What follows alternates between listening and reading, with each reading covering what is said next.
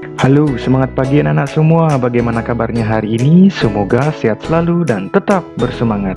Kita bertemu lagi dalam channel ini. Hari ini kita akan membahas ringkasan materi kelas 6 SD, tema 7, subtema 1, pembelajaran 3. PPKN KD 3.1. Pelaksanaan nilai-nilai yang terkandung dalam sila pertama Pancasila sebagai berikut. 1. Percaya dan bertakwa terhadap Tuhan Yang Maha Esa. 2. Mengembangkan sikap hormat menghormati dan bekerja sama antara pemeluk agama dan penganut kepercayaan yang berbeda-beda terhadap Tuhan Yang Maha Esa. 3. Membina kerukunan hidup di antara sesama umat beragama dan kepercayaan terhadap Tuhan Yang Maha Esa. 4.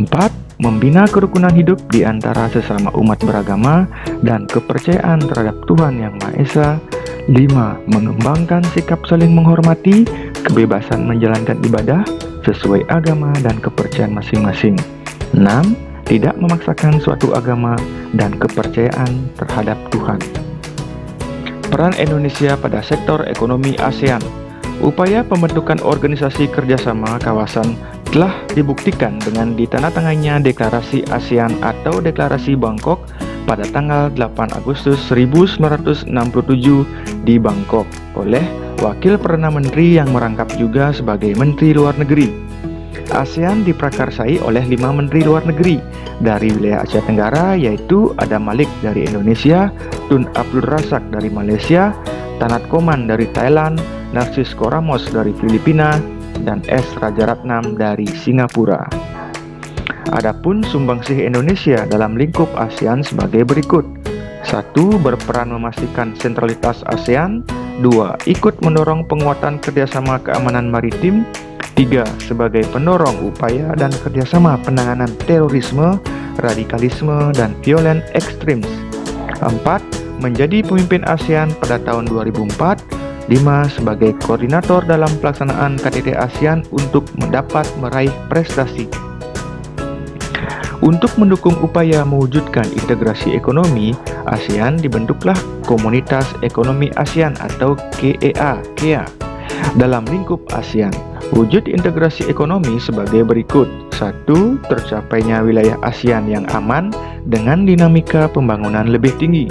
2. Pengentasan kemiskinan masyarakat ASEAN dan peningkatan pertumbuhan ekonomi untuk mencapai kemakmuran secara merata dan berkelanjutan. Berkaitan dengan pelaksanaan KEA, negara-negara ASEAN menjalin kerjasama ASEAN di bidang ekonomi sebagai berikut. 1. Membuka pusat promosi ASEAN yang diselenggarakan di Jepang meliputi perdagangan, pariwisata, dan investasi. 2. Sebagai negara yang menyediakan cadangan pangan bersama Malaysia, Filipina, Thailand, dan Vietnam untuk negara yang mengalami kekurangan pangan. 3. Menjalin kerjasama di bidang perindustrian dan perdagangan yang dilakukan di beberapa sektor seperti industri yang meliputi industri pupuk, tembaga, vaksin, abu soda, serta sektor perdagangan. 4. Menjalin kerjasama di sektor jasa dengan dibentuknya Coordinating Committee on Service atau CCS. Komite ini menyusun modalitas untuk mengelola negosiasi liberalisasi. 5. Mendukung pembentukan integrasi ekonomi di kawasan Asia Tenggara dengan mendukung terbentuknya MEA atau Masyarakat Ekonomi ASEAN. Kita ke bahasa Indonesia. Pidato adalah kegiatan berbicara di depan orang banyak untuk memberikan informasi atau pendapat mengenai suatu hal. Pidato mempunyai beberapa tujuan, diantaranya bersifat informatif, argumentatif, reaktif, dan persuasif. Beberapa metode dalam berpidato. Nomor 1, metode memoriter. Metode pidato yang dapat dilakukan dengan cara pembicara menyampaikan isi dalam naskah pidato.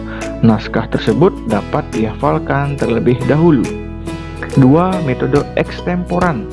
Metode pidato dengan cara membuat catatan kecil terlebih dahulu atau menyampaikan garis-garis besar dari konsep pidato yang akan disampaikan pada pendengar. 3. Metode naskah. Metode pidato dengan cara membaca naskah yang telah disiapkan. 4. Metode impromptu. metode pidato yang dapat dilakukan dengan cara spontanitas atau serta-merta. Sekian video pembelajaran kali ini, semoga membantu dalam belajarnya. Tetap semangat!